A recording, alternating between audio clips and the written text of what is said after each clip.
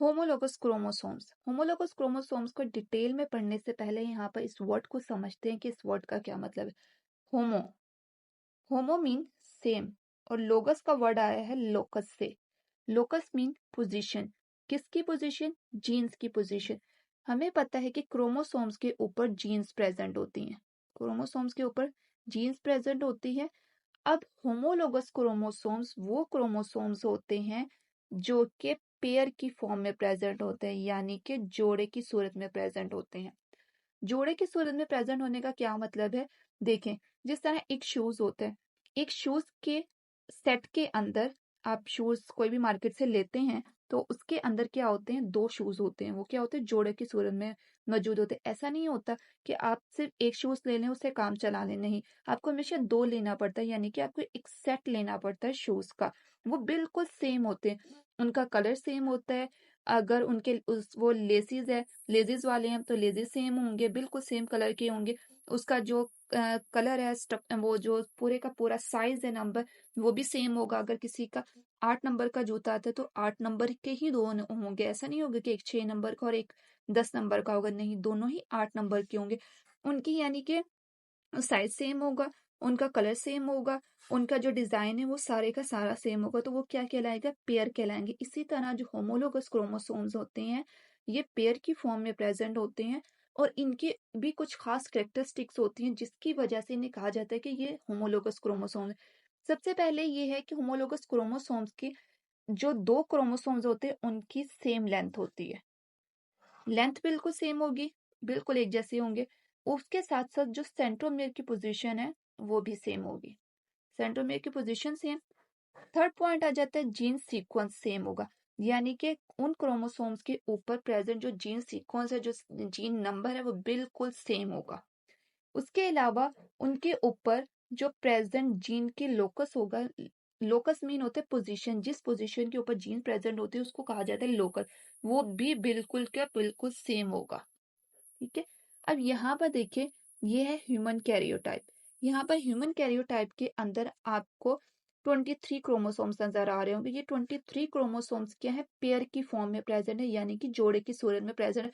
बिल्कुल इस तरह जिस तरह शूज प्रेजेंट है। आप समझ लीजिए हमारे पास 23 जो है वो शूज की जूतों की जोड़ियां पड़ी हुई है। हर किसी के पास अपना अपना एक सेट है। जिस तरह 1 है क्रोमोसोम, ये पेयर की फॉर्म में है। 2 वाला, ये भी 2 क्रोमोसोम है।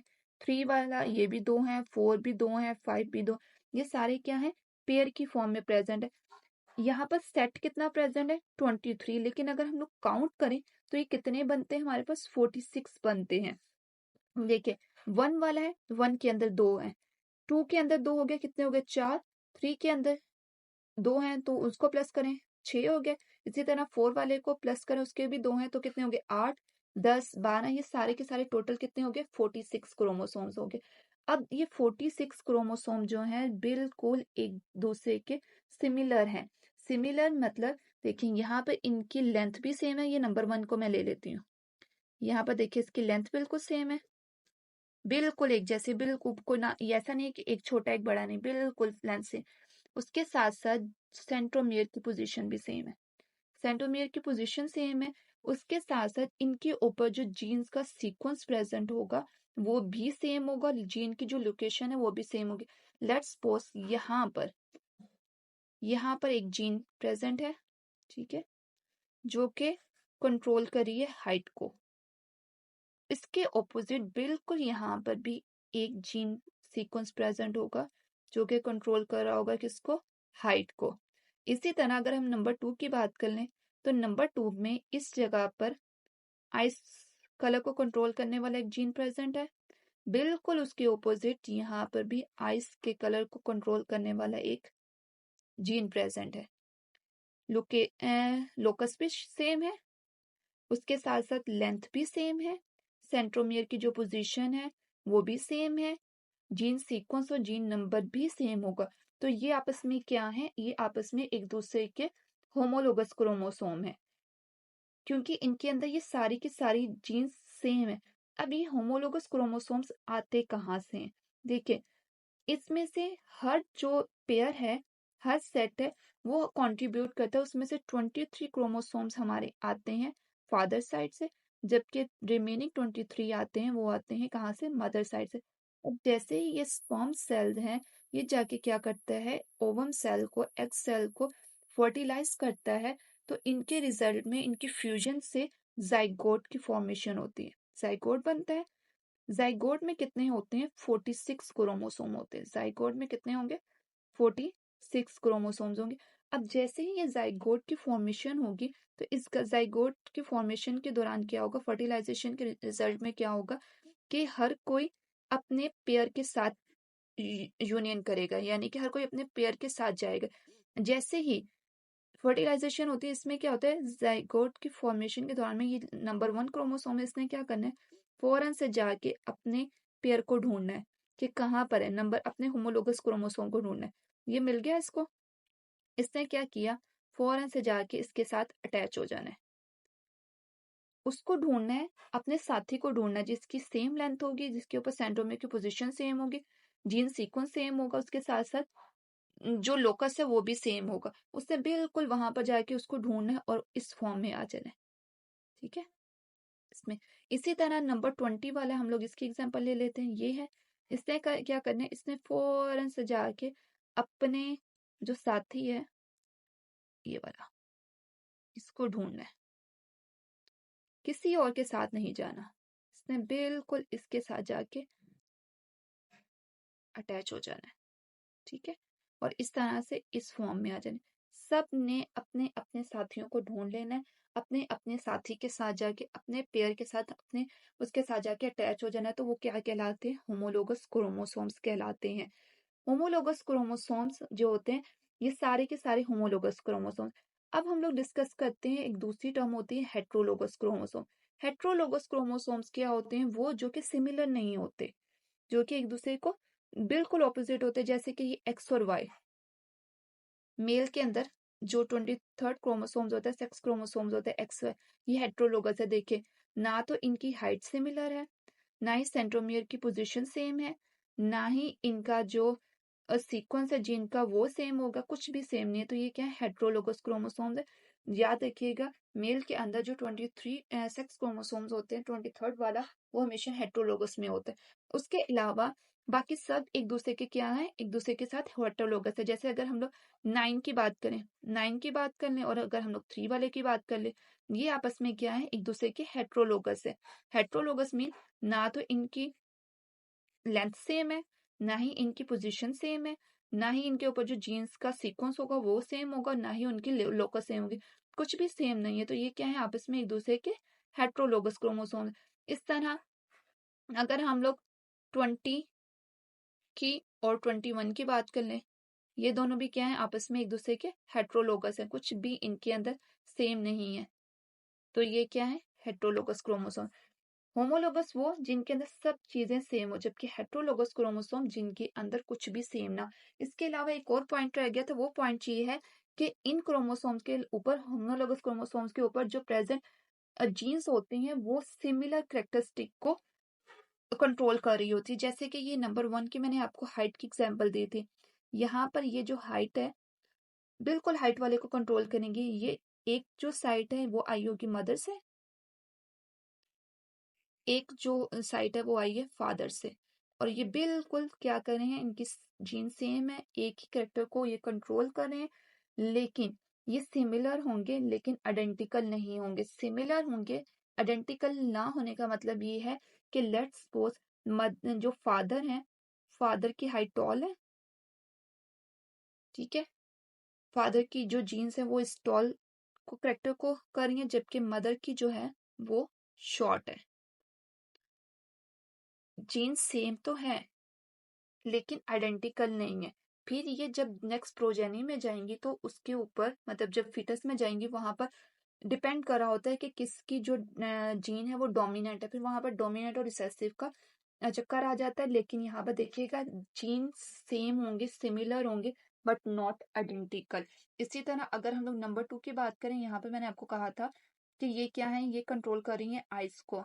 यहाँ पर ये फादर की, फादर के कंट्रोल करें, फादर की जो आईज का कलर है वो है ग्रीन हमारे पास, ठीक है। इसी तरह जो मदर है, मदर की आईज का कलर है ब्लू ले लेते हैं, ब्लू है। सिमिलर बट नॉट आइडेंटिकल, ठीक है। कलर डिफरेंट हो सकता है लेकिन करेक्टर एक ही है। करेक्टर जो जीन करेक्टर है, जो जीन करेक्टर को कंट्रोल करी वो एक ही है, वो आइस के कलर को ही कंट्रोल करी, लेकिन वो सिमिलर नहीं है। मदर का ब्लू कलर की आइज है और जो फादर का आई कलर है वो ग्रीन है। और फिर जब ये आगे जाएंगे फिटस में, जब इन नेक्स्ट प्रोजेनी में जाएंगे तो फिर ये यहाँ पर होता है कि किसकी जीन जो है डोमिनेंट और किसकी जीन जो है वो रिसेसिव है, ये वाला चक्कर आ जाता है। उसके साथ साथ एक और कॉन्सेप्ट यहाँ पर हम लोग पढ़ते हैं, आगे बढ़ते हैं। देखें, अब ये दो क्रोमोसोम्स हैं, ये दो क्रोमोसोम्स क्या हैं, ये आपस में एक दूसरे के होमोलोगस क्रोमोसोम्स है, क्योंकि इनका सेंट्रोमियर की पोजीशन सेम है, इनका जो जीन का लोकस है वो सारा कुछ सेम है, हाइट भी सेम है, ये सारा कुछ सेम है।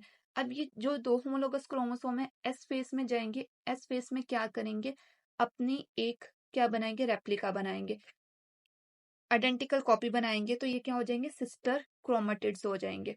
ठीक है, अपना एक और क्रोमेटिड्स बनाएंगे। क्रोमेटिड्स क्या होता है, क्रोमोसोम्स क्या होते हैं, क्रोमेटिन क्या होते हैं, इसको हम लोग ऑलरेडी हमारी एक अलग वीडियो में के अंदर डिस्कस कर चुके हैं। अगर आपको देखना हो तो उसका लिंक जो है वो आपको आई बटन में मिल जाएगा, वहां से जाके देख। हमारी सेल डिवीजन में जब सेल डिवाइड करते हैं, एक सेल जो है वो दो सेल के अंदर कन्वर्ट होता है, तो उस वक्त एक बहुत ज्यादा इंपॉर्टेंट स्टेज होती है, वो होती है मियोसिस। मियोसिस वन में एक स्टेज होती है प्रोफेज वन। उसमें क्या होता है, प्रोफेज की आगे से स्टेजेस होती हैं, उसकी आगे से स्टेप्स होते हैं, उसमें पैकेटिंग स्टेज होती है। वहां पर क्या होता है, दो होमोलोगस क्रोमोसोम्स के दरमियान में एक प्रोसेस होता है क्रॉसिंग ओवर। क्रॉसिंग ओवर ये हमेशा क्या होता है, ये हमेशा दो होमोलोगस क्रोमोसोम्स के दरमियान में ही होता है।